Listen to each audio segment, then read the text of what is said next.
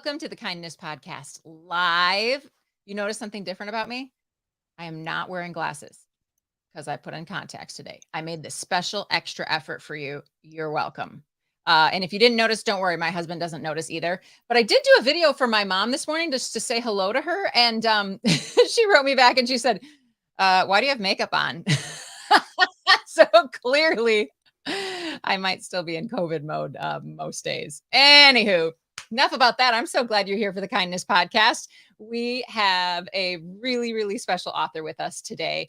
She has won 2 Mom's Choice Gold Awards. She's been an honoree twice for her books, What's Under Your Cape and the new picture book, Mr. Quigley's Keys.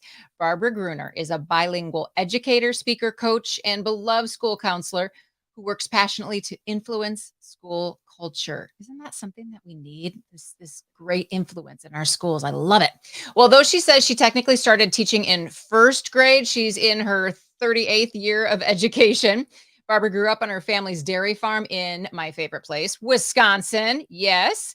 But today she calls Texas home, where she and her husband, John, raised their 3 now adult children. Join me in welcoming Miss Barbara Gruener. Yay! Hello, Nicole. How are you today? I am so good. I am so excited to talk with you. We've been waiting for this interview for a really long time, like 6 months. We've tried to get you on here. So I'm super happy that it could happen today. My first question, though, is maybe not about kindness. You said you started teaching when you were in first grade. So me too, because I was the bossy kid in class and I liked to play school. Is that why you say you taught first grade? Well, I'm pretty sure. I had my great Aunt Norma as my first and second grade teacher because I was in a real small town called Wayside, Wisconsin. And she recognized very early on that I was kind of a know-it-all, a little bit bossy, or maybe a lot bossy.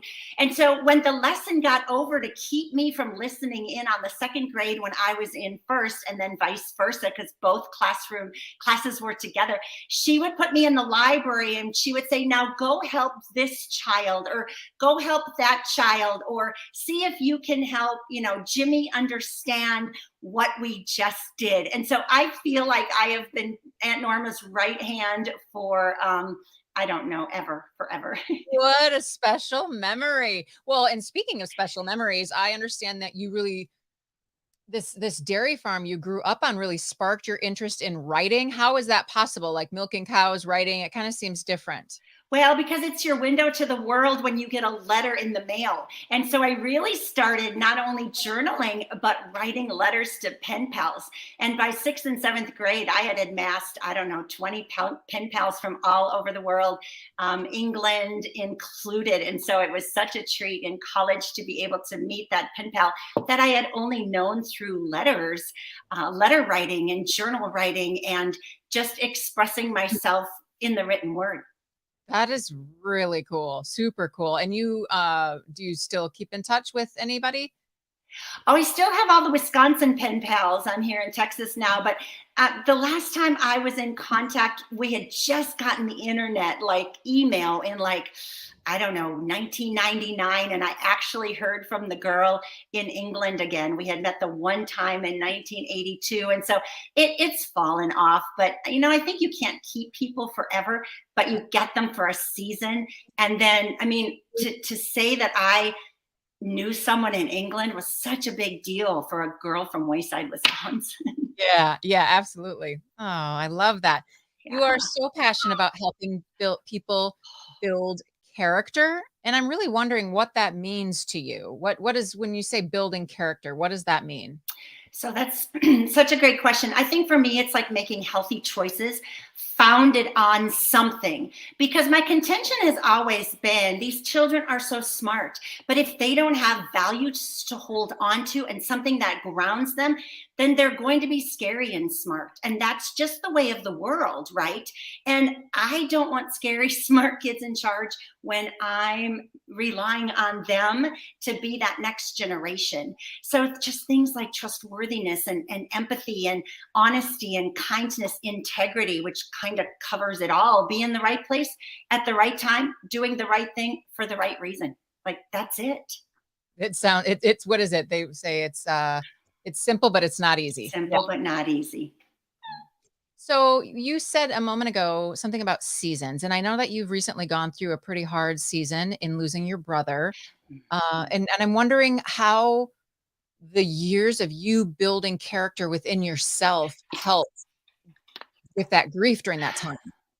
Right. Yeah. We're still in early grief because it's been almost 9 months. And he just didn't wake up one morning. And the blessing of that for a Christian, that whole now I lay me down to sleep prayer that we've done forever. He woke up where he was meant to go, but it leaves those of us behind grieving. And so, as a family, we've kind of decided to just take what he left behind and donate it because that's who he was and that's what he would want. And that's what I've really been preaching. The 38 years that I've been able and blessed and gifted with children in my mentorship. And so we've been able to say, oh, he loved animals. Let's donate to Noah's Ark. And we were able to donate an ark. And his name was Mark. So I'm like, okay, that's not coincidental. And then we were able to give to the Ronald McDonald House because he was serving on the board there in Wisconsin. And then we were able to give on and on and on, scholarships and leadership, and with Tommy Spalding out in Colorado, and just on and on and on, just able to say, you know what, he wasn't able to enjoy this retirement package per se, but there will be people that will, and we will carry his memory forward in that way, so that we can give on his behalf. So that's interesting to me because you're talking about this even in the depths of grief with joy. And so, yeah, joy and grief can coexist. And I didn't think that in the first month. I thought, I've been saying that, but maybe I'm wrong because I didn't know that I was going to laugh again or smile again or leave my house. I mean, once that shock wears off and the reality of your baby brother is done, like I would just keep saying, Mips is gone. Like you have to talk yourself into it and oh, and some days I'm still there in those early days. But the grieving has been lightened with the gratitude and the generosity. that's really special. What a special way to honor him. Yeah. Your book, Mr. Quigley's Keys, also honors someone. Can you tell? It's kind of loosely based. Yeah. Oh, we have matching copies. Look. Oh, yay. Yes, loosely based on a custodian, a friend of mine, Jennifer. Her father was a custodian in the school where she worked her first couple of years. And the thing she told me one day about 10 years ago was we could hear his keys coming and we would get so excited. And I said, Jennifer, that sounds like a storybook, Mr. Quigley's Keys. Do you hear it? And she said, yeah, but I'm not a writer. I know someone who is. And I'm just like, okay, you would trust me with your daddy's story because, tell me more, help me understand. And she said, well, the thing was he never could hear his own keys because he had lost his hearing in the Korean War. And I'm like, wait a minute, my favorite, the veterans, and then an inability or a differing ability, a deafness, and then an unsung hero. And I just said, Jennifer, I'm going to cook on this. I don't really write fiction, but if you're serious, I will one day write that story. And you did, and it's beautiful. And it really, I mean, not only did you write it, and it's just a beautiful tool because it has the American Sign Language in the back of it and things like that. But now it's in Spanish too? Yes. So yes, we just submitted it today. With the final copy came in over the weekend and we submitted it today. And so within the week, it'll be for sale in Spanish as well, which just reaches more readers, right? So it'll be in English and in Spanish. Now, the sign language was a little tricky because every country has their own sign language, but we decided to stick with American Sign Language because that was the language that Mr. Quigley spoke, and then throw in the letters of the alphabet from Spain, which will be different, like the Nye and the Che. So we had to alter the Spanish in the back, the alphabet in the back a little bit, but it'll still have an opportunity for children who speak Spanish as their first language, Or like I teach Spanish now in the mornings, I can read it with my 8th graders and we can use it as a mentor text. Oh, that's really special. That is really special. So I fun.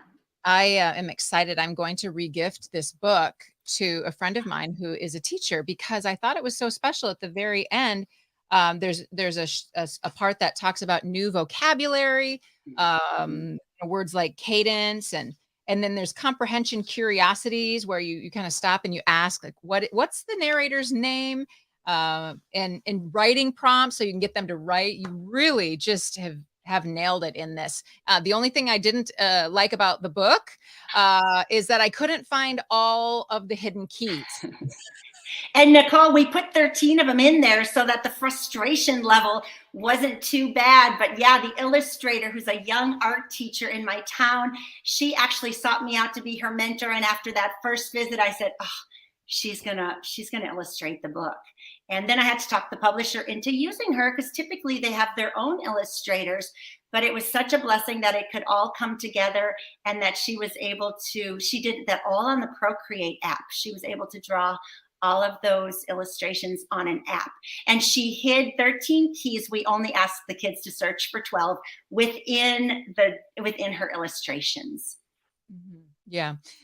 It's the whole, are you smarter than a 5th grader thing? And I'm not. Like the seek and finds were not my specialty apparently, but I think you had an episode like that. So, it's the Kindness Podcast, and I just would love to know how you have seen kindness in your life, whether that's God's kindness or a special act of kindness that you've gotten to witness or be a part of. I'd love to hear about it. Yes, I've been planning this all day, so I'm going with 2 because I saw one of your other people. Okay, anyway, the first one's going to happen tomorrow. I found out yesterday that I'm getting a kindness tomorrow. A senior English teacher has asked her children to write a thank you note to an administrator along the way in their 12 years that has made an impact on them.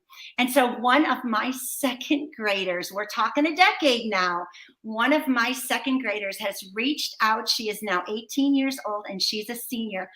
And part of the exercise is she has to show up in her cap and gown. She has to meet me somewhere in town and she gets to read me that letter. And so tomorrow at 3:00 at the Starbucks in town, my sweet 2nd grader is meeting me. I'm going to treat her to a coffee and I'm going to be treated to the gift of her words. Is that not beautiful? Chills all over. Oh. And I'm going to bring Kleenex because gratitude tears are expected. I'm just saying. Gratitude tears are expected. Yes, 100%. Everyone in Starbucks will see the boohooing in such a joyful way. Oh my gosh. Okay, the second one takes me all the way back to 1988. And I was trying to heal from a broken relationship. And so one of my hacks, one idea was go to Europe. I'm going to go hitchhike through Europe. And so I had a friend living over there and we hitchhiked through Europe. And we would just stop and stay with random people, whoever picked us up. And a lot of times they said, this isn't safe. Could we drive you to the bus station? Because it was just on the edge of when that wasn't a thing anymore.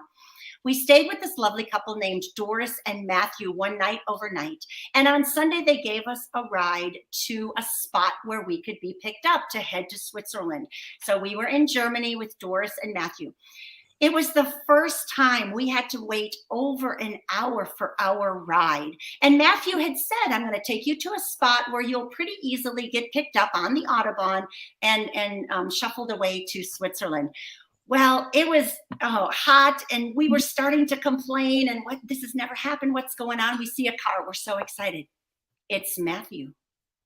He dropped us off an hour ago because he was a half an hour from his home. He found my friend Doug's boots at his house. And that man, relatively a stranger, because we had only met him the night before and ended up bunking out and, finding out who they are and living with them overnight. He got in his car and on the chance that we had not been picked up, he brought those boots with a chocolate bar in each one of them for us. He found us on the highway where he had dropped us an hour earlier. He gave us those things. He gave us a hug and Godspeed. And within 5 minutes, we had the fastest ride to Switzerland I have ever experienced.